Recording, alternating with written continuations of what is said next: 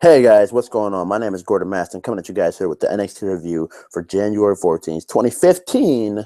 Yes, tonight is 2015 because for all of you, I botched a little bit. But anyways, tonight on NXT, it was an eventful show as usual. I mean, what else would you not expect out of NXT? If it wasn't eventful, there'd be some sort of paradox with the world ending. But you know, we had the NXT Championship match. We had Bo Dempsey dying finally. We had Team Bay. Team Bay. Best alliance ever. Sasha Banks and Becky Lynch going over Charlotte and Natalia. So, you know what? Let's get to the review.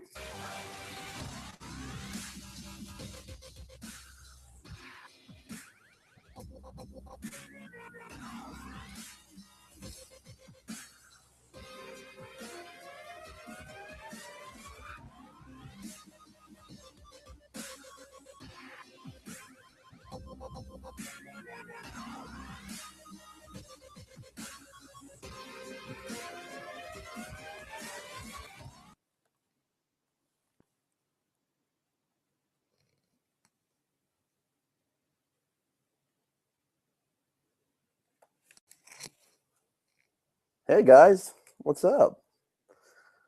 All right. So to start the show tonight, we start off with Finn Balor. I'm sorry, I love doing that.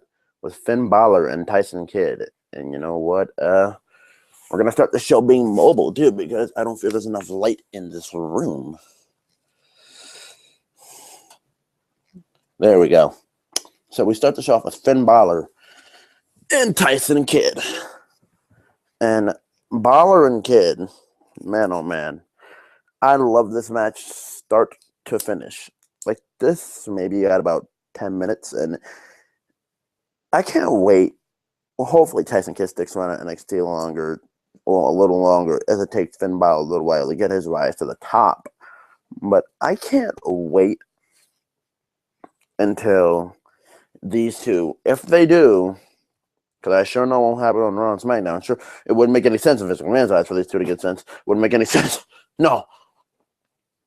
So, if it happens, I can't wait for these two to get 30 minutes because they're just a match made in heaven together. Like, you look at Tyson Kidd, you look at Finn Balor, their moveset's just like coherently. They just need to. You clash those two together. You clash those two together. It's just beautiful. Those two in the ring together are beautiful. This match started out. Finn started out with an early drop kick, went up top for the diving double foot stomp. Tyson moved out of the way. Another great spot in this match where Finn went for the diving double foot stomp again, and Tyson went to move again. Finn got outside the ring, baseball still outside the ring, tried to catch Tyson. Tyson moved, tackle him into the guardrail. Great heel work on the part of Tyson Kidd. Great heel work because, okay, this guy has an early advantage on me. Let me make him play into my tactics and get him out here where I'm sitting. So this way, I can get an advantage. There was also a huge kick from Tyson Kidd that blew me from Finn Balor. No, yeah, from Tyson Kidd that blew Finn Balor back. And then what was great about this match, like interaction-wise with the crowd, because you know what, NXT, there always has to be some sort of crowd interaction.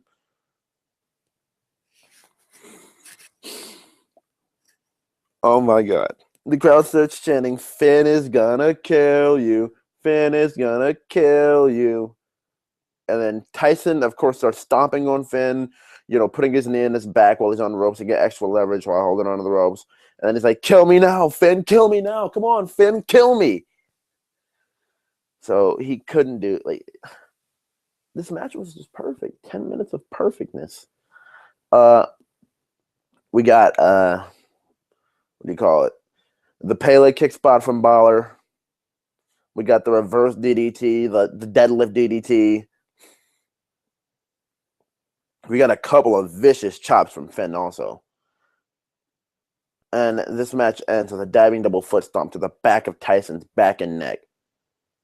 Like, I mean, like, just this match, this show already had me when they started out with this. And I will continue to say, like, every week in these NXT reviews, I will continue to come here and tell you guys. I'll just continue to come here and tell you guys because it has to be said. That entrance, and Rich Brennan nailed it when he said it. That entrance makes my spine tingle. That entrance is thrilling. That entrance, we're talking about a Finn Balor, of course, it's exciting. And that's nothing against Tyson. But that entrance of Finn Balor is just so exciting. I mean, like, you just absolutely can't watch a Finn Balor match without watching that entrance. I'm like, the Undertaker saying, when he started wrestling regularly again and like consistently, he get the dead man gimmick back after the motorcycle gimmick was done. It's like that. Like, it's like if you're a major Undertaker fan, you want to see the smoke, you want to hear the gong, you want to see him walk through the smoke and the dark lights. Now, see, I would say I would love to see this entrance at WrestleMania. But the way I see Finn Balor being featured on WWE television, if Adrian Neville's going to get some sort of Mighty Mouse gimmick, which, oh my God, keep him away from, please. But if Adrian Neville's going to get some sort of Mighty Mouse gimmick, I just figure Finn Balor won't be successful because if we look at Adrian Neville and where he stood and where he stands now, within the ranks of NXT, I know NXT will never do any like Hall of Famer thing, and if they do, that would be epically awesome. But we know they'll never do that. But if they were, dude, you got to think about that. Excuse me. You got to think about that. That would be just complete awesomeness at its finest level. I mean, Balor at WrestleMania. Balor at WrestleMania entrance would be awesome because you get the face paint, you get the dark lights, you get him crawling out with the face paint on, you get all the headgear, you get the theatrics with the entrance, and it would just be something awe-inspiring. You would just want to see it. Also, something that he's done in New Japan, you'd have the guys in the casket, him kick the door to the casket down and walk out of it, face painted. I mean, like, there are so many ideas I have for him for WrestleMania. It's just endless. But when I hear to talk about Finn Balor's WrestleMania entrance and theatrics, we're here to talk about NXT. And so that's all I have to say about this match. Tyson Kidd looked very impressive as usual, and Finn Balor looked impressive. And I want to give a little shout out to Alex Riley here because during that match, he also mentioned something where he said, I'm graced and honored to have stepped in the ring with what's his name, Tyson Kidd, at a WWE live event. Yeah, I'm graced and honored to have stepped in the ring with Tyson Kidd at a WWE live event. He's graced and humbled. I'm sorry, graced and humbled to step in the ring with Tyson Kidd at a WWE event.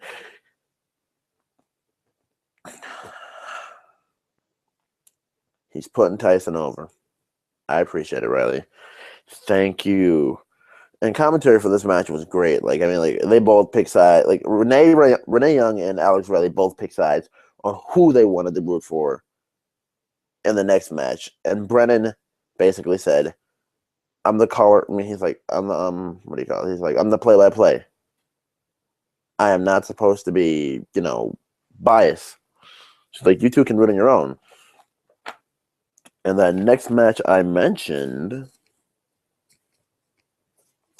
Baron Corbin, Bull Dempsey. Now, Bull Dempsey before this match was backstage with Devin Taylor. Oh my God, I keep yawning, but I don't know why. I'm not tired, I'm far from. But Baron Corbin and Bull Dempsey had this match, and Baron Corbin had a promo backstage before the match with Devin Taylor, and he said to Devin Taylor that basically Baron Corbin is he's basically going to squash Baron Corbin very fast. And he said, to steal a line from Baron Corbin. It's going to be the end of Baron Corbin's days. Or the end of days for Baron Corbin, whatever it was. Either way, pole dance is awful. And this match goes on with two guys that are as big like this, like Corbin in stature and size, 6'8", 275, and Dempsey over 200 pounds, over 300 pounds. You don't really have to do much wrestling in this match. Because with guys like this, people just want to see these guys, like tear each other apart in the form of, like destroying each other with, say, I'm trying to come up with something good. Just like throwing shots at each other. That's what they did most of the match. There were just a bunch of punches and everything, some clotheslines here and there. Just see who's more powerful, who can impose their dominance and impose their will as a bigger and stronger force. And it was Corbin. And Corbin goes on to beat Dempsey with the end of days. After Dempsey does his little body smash thing and goes for the headbutt, which just looks awful, may I just say. And that was that. So next,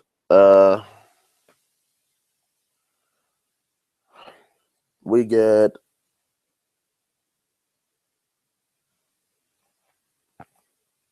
this is bringing a tear to my eye right now, because women's wrestling, man, in WWE, it's just not like, it's not really thought of as anything.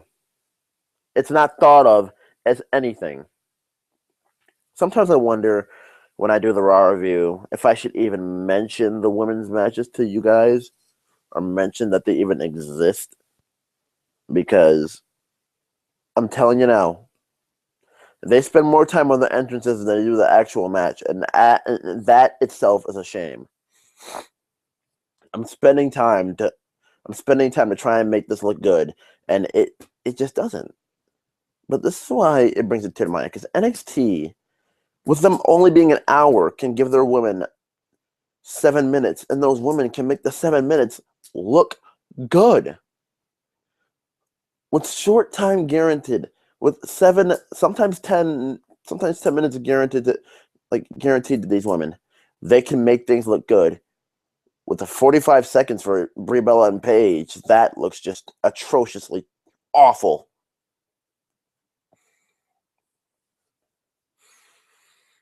But tonight we had Natalya and Charlotte versus Becky Lynch and Sasha Banks. And this new team, well, not new team, the new name for this team is Team Bay. Like, you guys don't know, girls nowadays, they don't have boyfriends anymore. They don't have girlfriends anymore. The term is just Bay. Like to give a Youth of America lesson. He's my, like, girls would say in a sense, he's my bae. No, she's my bae. Or you'll see on Facebook in a status, so and so is bae. Okay. Well, in this term, I guess Riley, a commentator, was putting it over the secondary version of the BFFs, and it stood for Best Alliance Ever. And whoever came up with this was either Sasha Banks, Becky Lynch, or Triple H, and then maybe 3 or 2 creative gurus in NXT. You, sir, fitting this into Sasha's character. Great job. Great job. And with the name Team Bay on their first night, these two go on to beat Sasha and Natalya. And this lines Sasha up for another NXT Championship match, because Sasha got the pin on Charlotte. So, WWE, just to let you know, someone can lose a championship match one time, come back, and then beat the champion. Not WWE, I'm sorry. Yeah, WWE. I'm taking NXT as a separate brand, because that's what it is. It's a separate brand. So, WWE, I just want to let you know right now that you can actually take an NXT women's match not an NXT women's match, a match where a champion can get pinned after, already beating that certain contender twice, and then still make that challenger look strong. Like in perfect example, Sasha Banks lost twice to Charlotte for the NXT Championship. If you want to say 3 times, you want to put it on WWE on main event, which nobody even really watches, and it's on the network, just like NXT, though. But the only difference is NXT actually gets viewers. But Sasha lost to Charlotte 3 times. You want to put it like that, and you want to say she lost to her 3 times, and then beat Alexa Bliss, and got back on a winning track, tried to attack Charlotte. Natalya came out and helped her. It's not even just the fact that she can come back and get a couple wins. It's the fact that she can build herself back up to respectability, to credibility, to believability, to making herself be able to come back and challenge for the NXT Women's Championship. And tonight, wasn't it that she pinned Charlotte and proved that she deserves another match? And I want to say, 3rd time for Sasha Banks has to be the charm. 3rd time for the championship has to be the charm. Because speaking literally and figuratively, she's hot right now. She is so hot right now. Like, you got to give her the championship. I'm like, I know Charlotte's a great in-ring competitor and everything. And, she's the daughter of Ric Flair. But what I've come to realize as of late is this. When it comes down to Charlotte, I want to like her on the mic. There's confidence in what she says, but I just get a feel for Charlotte like she's bipolar sometimes, because if I had mentioned this in a review last week, then you guys know what I'm talking about. Because, like I said, if you guys haven't heard her, if you did hear it, she, in a sense, she wants to act like this goody-goody baby face and then tell the crowd to shut up while the genetically superior athlete is talking. That is so heel.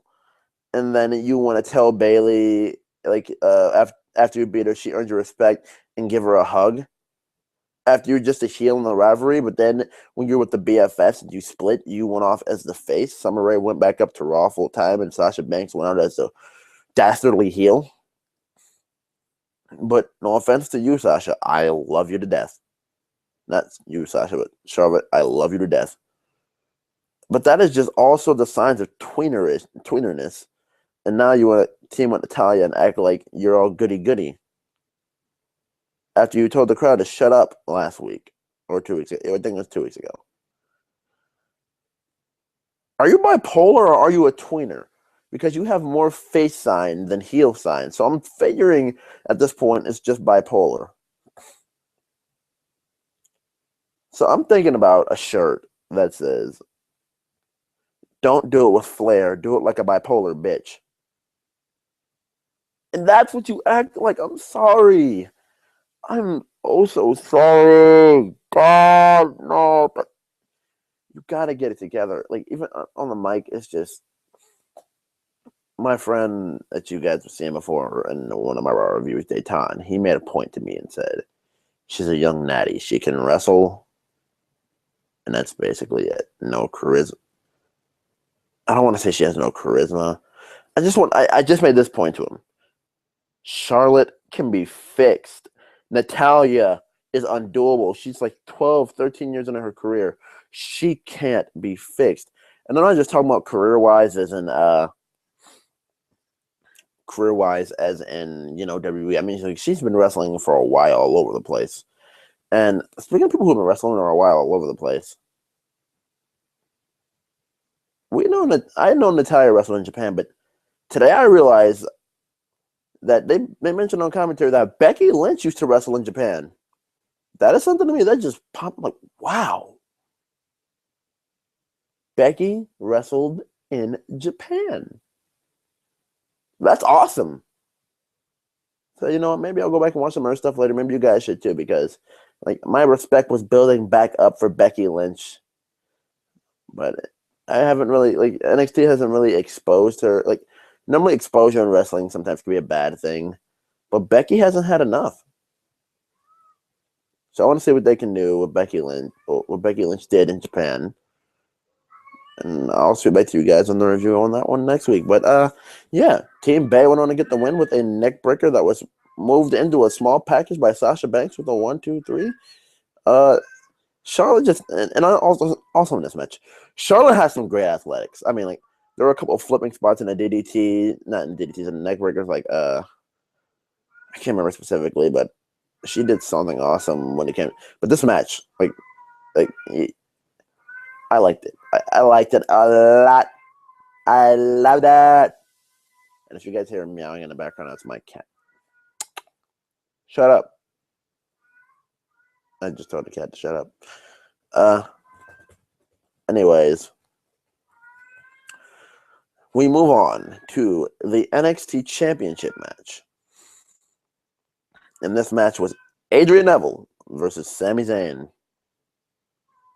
And once again, these two put on an absolute banger. I'm like, they put on bangers every time they go out there. As you've seen the old matches they had when, Neville wasn't yet champion and Zayn wasn't champion. Like, you go back, you'll find them on YouTube. It's the number one contenders match. Adrian Neville versus Sami Zayn. It was 12 minutes, and it was still spectacular. This match was about 15, and it didn't disappoint. Now, these two, like, they went all out and tried to kill each other. Because what happened here was the match started. The fans were chanting Ole. Sammy calmed him down, shook Neville's hand, and they started just throwing each other around. And then Neville, like, I don't want to really go out on a limb and say this, but if you really think about it, Neville's the better athlete out of the two. There was a backbody drop spot that Sammy flipped Neville high in the air. Neville flips in midair and lands on his feet. Huh? What?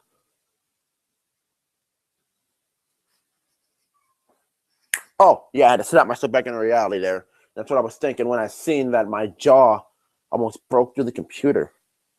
When I seen it. Wow. That's how I felt about that. That's absolutely how I felt about Neville. Neville and Zayn. Neville landing on his feet. There was also the two Rana spots where Neville rounded Zayn, and Zayn landed on the back of his neck, and Zayn couldn't kick out. Late in the match, the torpedo DDT that Sami Zayn does through the turnbuckle, Neville caught him with a super kick. I mean, that super kick looked young buck lethal. My God.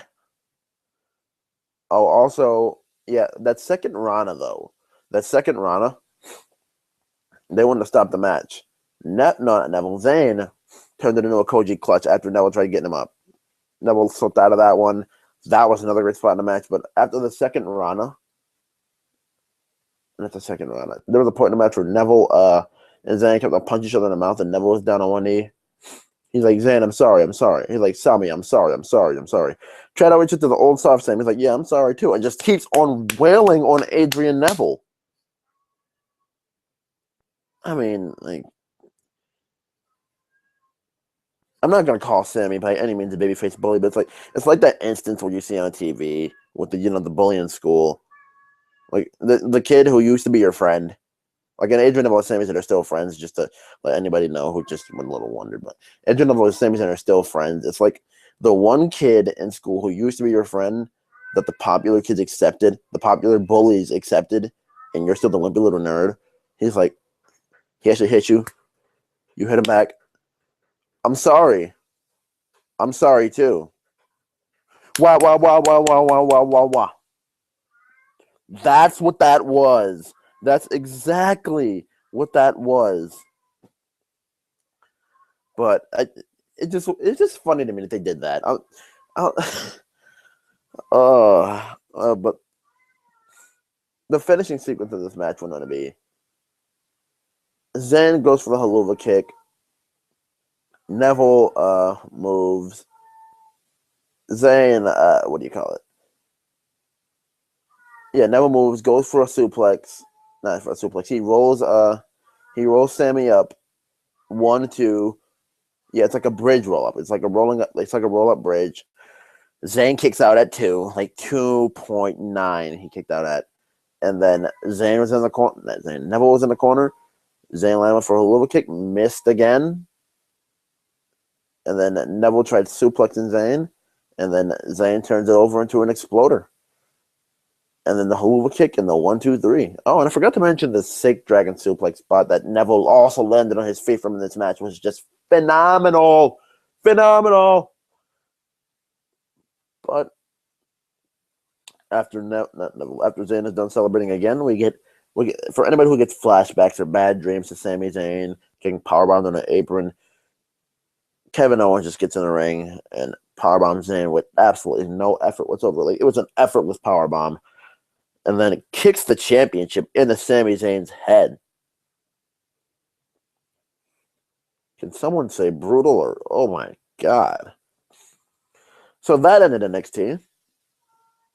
As usual, a great show. Wouldn't you agree, Kat? Now she wants to be silent. But besides the fact that my cat wanted to be silent, this was a great show. I loved it from start to finish. Weren't that many backstage segments tonight? Like, normally there's a lot of backstage segments